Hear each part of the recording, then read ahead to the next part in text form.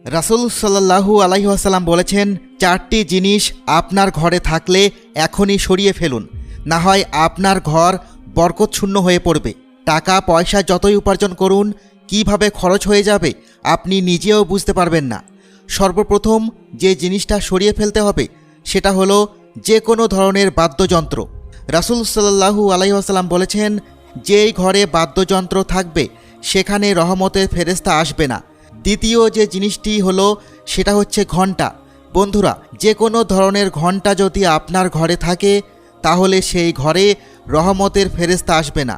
তৃতীয় যে জিনিসটা হলো সেটা হচ্ছে যে কোনো ধরনের ছবি, ঘরের দেওয়াল হোক অথবা শোকেস হোক, ঘরে কোনো প্রাণীর বা মানুষের ছবি রাখা যাবে না। চতুর্থ যে জিনিসটা হলো সেটা হচ্ছে টয়লেট থেকে বের হয়ে দরজা আটকে রাখবেন, কোনোভাবেই দরজা খোলা রাখবেন না।